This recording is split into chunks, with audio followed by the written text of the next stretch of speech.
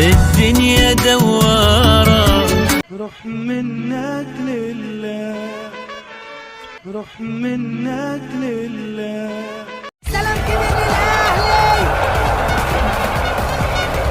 أهلي يا أهلي أهلي. السلام عليكم ورحمة الله وبركاته. من فضل حضرتك إذا كنت دي أول مرة بتشاهدني أو بتشاهد القناة، يا ريت حضرتك تشترك بالقناة وتفعل زر الجرس، وفضلا وليس أمرا تعمل لايك للفيديو عشان يوصل لكل المشتركين معانا على المنصة، ولكم جزيل الشكر.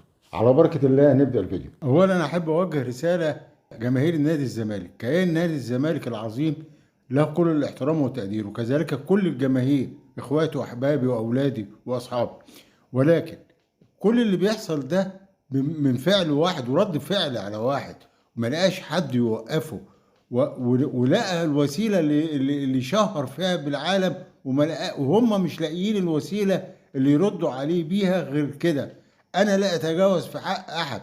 المستشار مرتضى منصور له كل الاحترام والتقدير، وجماهير الزمالك لها كل الاحترام والتقدير. قبل ما اخش في الحلقه، يعني مش عارفه ان كنت المفروض ان انا ارد ولا ما اردش، اصغر دماغي ولا اكبرها، بس ما تعودناش نعمل حلقات او نطلع في التلفزيون نقول كلام الناس كلها باعمارها. بص انا بحاول على قد ما اقدر انقي كلام لانه ما يلمس الكبير والصغير. يعني تبقي قاعده بتتفرجي انت وعيلتك وجوزك وابنك الصغير وتسمعي الفاظ مش لطيفه. ما تعودناش على ده، ما شفناش ده. انا عديت مره 2 3 4، لكن لما بتوصل كده ساعات في حاجات كده في الشرف والعرض بتتضايق، بتحس ان انت لو ما ردتش هتبقى ما خدتش حقك، هتبقى اللي هو انت حتى لو انا قلت انا ما ببررش، بس هتبقى برضو الناس مستنيه هي ما ردتش ليه، هي ما قالتش ليه. انا هتكلم بقى، مش هتكلم على قص الموضوع، انا هتكلم على اصحاب قص الموضوع. انا هسالكوا سؤال، ما بتتكسفوش لما انتوا كبرتوا بقى دلوقتي، خلاص بطلتوا كوره وكبرتوا، لما اصحاب عيالكم بيقابلوكوا في الشارع، قرايبكم، مرات اخوك يا اخي، ما بتتكسفوش؟ شكلكم بيبقى ايه وانتوا امين على عرض وشرف؟ بتقولوا امين على غلط في عرض وشرف، مفيش نخوه. يعني ما بحسش كده ان حد ايه ده. تخيل الكلام دوت لو اتقال على حد في اهل بيتك، ما انت لو اتغدر بيك واتقلب عليك هيتقال عليك الدنيا دواره، وهيتقال عليك اكتر عشان سكت.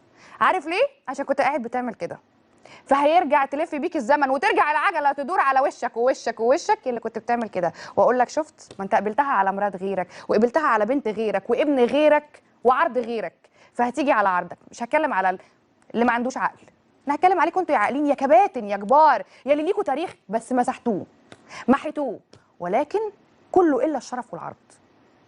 خط احمر، خط احمر انك تمسه، خط احمر ان الواحد يبرر لك او تخلي حد يبرر لك او يقول لك ليه وفين وليه.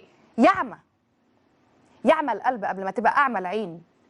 بيبقى عندك حاجات كده مسلمات، تخربش بيت، ما تخربش حياه، ما تعرفش فيها ايه، ما تعرفش مين.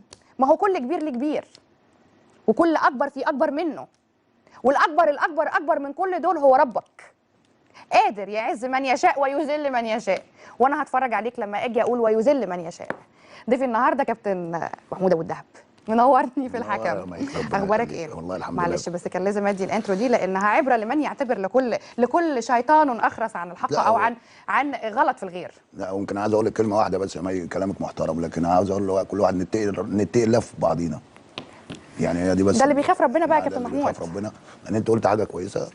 واخيرا حضرتك اذا ما كنتش اشتركت بالقناه اشترك بالقناه وتفعل زر الجرس، ومن فضل حضرتك ما تنساش تعمل لايك للفيديو عشان يوصل لكل المشتركين، وشكرا. السلام عليكم ورحمه الله وبركاته. سلام كبير للأهلي.